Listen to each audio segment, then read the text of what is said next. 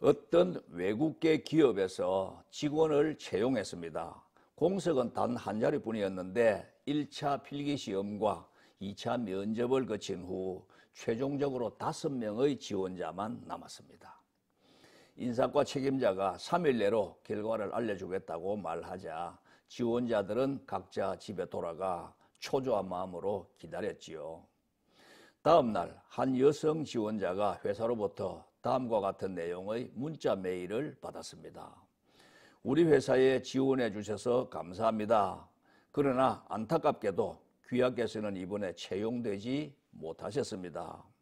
인원 제한 때문에 귀하처럼 재능 있고 뛰어난 인재를 모시지 못하게 된 점 매우 애석하게 생각합니다. 귀하의 밝은 미래를 기원합니다. 이런 내용이었습니다.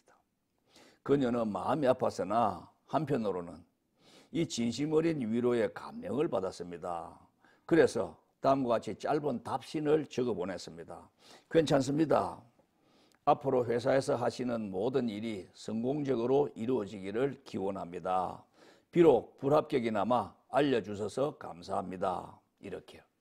그런데 3일째 되던 날 그녀는 뜻밖에도 이 회사로부터 합격 통지서를 받았습니다. 나중에 알고 봤더니 그녀가 받았던 처음에 불합격 통지 메일이 사실은 마지막 3차 시험 과정이었던 것입니다. 5명의 지원자가 모두 같은 메일을 받았는데 감사 답장을 보낸 사람은 그녀 한 사람뿐이었지요. 어떠한 상황에서도 감사할 줄 아는 사람이 결국 바늘구멍을 통과했던 것입니다. 성경 구절 중 범사에 감사라는 말이 있는데 좋은 일에만 감사할 일이 아니라는 가르침입니다.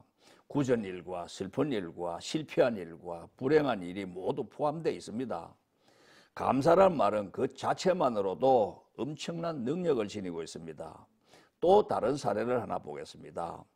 2 아들의 운동화조차 사줄 수 없을 만큼 경제적으로 어려움을 겪는 남자가 있었습니다. 그는 중고 세탁기를 판다는 광고를 보고 그 집을 찾아갔습니다. 매우 넓고 좋은 집이었는데 최고급 가구와 주방 시설들을 보면서 마음이 무척 울적했습니다. 그렇게 세탁기를 들고 나오다가 주인 내외와 짧은 얘기를 나누게 됐습니다. 경제적 여유가 없어서 이렇게 중고 세탁기를 구입하게 된 경위와 2 아들이 얼마나 개구쟁인지 신발이 금방 닳아서 걱정이라는 이야기도 하게 됐습니다. 그러자 갑자기 그 집 부인이 고개를 숙인 채 방으로 들어가 버렸습니다. 순간 그는 자신이 무슨 잘못을 저질렀나 싶어 몹시 당황했는데 그 집 남편이 말했습니다. 우리에게는 딸이 하나 있지요. 그런데 태어나 12년이 지난 지금까지 단 한 발짝도 걸어본 적이 없답니다. 당신 아이들에 관한 이야기를 듣다가 제 아내가 저렇게 슬픔을 못 이겨 울고 있네요. 집에 돌아온 그가 현관에 놓인 아이들의 낡은 운동화를 물끄러미 한동안 바라봤습니다. 그리고는 꿇어앉아 자신이 불평했던 것에 관한 회개와 아이들이 건강하게 자라준 데 대한 감사의 기도를 드렸습니다.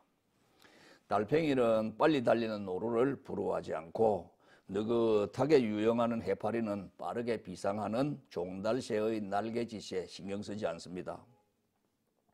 행복은 먼 곳에 있는 것도 않고 미래에 있지도 않고 돈으로 살 수 있는 것도 아니고 훔쳐올 수 있는 것도 아니고 오직 내 마음속에 있습니다.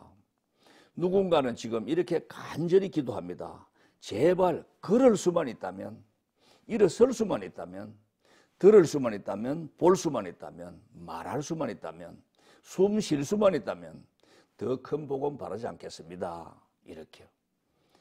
놀랍게도 누군가 이 간절한 소원을 나는 날마다 다 이루며 살고 있습니다. 누군가 간절히 기다리는 기적이 내게 날마다 일어나고 있었습니다. 부유하지 못해도 빼어난 미모가 아니어도 지혜롭지 못해도 내 삶에 날마다 감사하겠습니다. 날마다 기적이 일어나는 내 삶을 사랑하겠습니다. 내 인생 어떻게 해야 행복할지 고민하지 않겠습니다. 내가 얼마나 행복한 사람인지 깨달으며 살겠습니다. 이런 기도가 있어야 할 것입니다. 미국 최초 여성 연방 대법관을 지낸 샌드라 데이 오코너 여사가 자기 남편에게 이렇게 말합니다. 당신이 나를 기억하지 못하고 다른 여성을 사랑하더라도 당신만 행복하다면 나는 기쁩니다. 그녀는 1981년부터 24년간 보수와 진보로 팽팽히 맞선 연방대법원에서 중도의 여왕이라는 칭송을 받을 정도로 균형주 역할을 잘해왔던 법관이었습니다. 자신이 유방암으로 투병하던 시절에도 법관의 자리를 지켰으나 유명한 변호사 남편이 알츠하이머에 걸렸을 때 2005년 그 명예로운 종신직 대법관의 자리를 내려놓았습니다.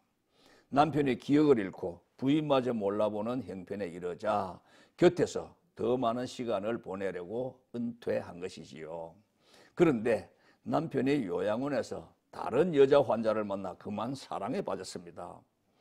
두 사람이 손을 잡고 산책하며 키스하며 즐거워하는 장면을 바라볼 적에 남편을 미워하거나 그 애인에게 질투하지 않고 오히려 행복해하는 남편을 기쁘게 바라볼 수 있었습니다. 그의 아들이 한 방송사 인터뷰에서 이렇게 증언했습니다. 아버지는 마치 사랑에 빠진 사춘기 소년 같아요. 어머니도 아버지가 정서적 안정을 되찾게 됐다며 좋아하세요. 이렇게. 심리학자 메리 파이프가 이렇게 말했습니다. 젊어서 사랑은 자신의 행복을 원하는 것이고 황혼의 사랑은 상대가 행복해지기를 바라는 것이다. 또 이번에는 진정으로 행복해지려는 사람은 남을 섬기는 방법을 발견한 사람이다. 이 말은 슈바이츠 박사의 명언입니다. 고맙습니다.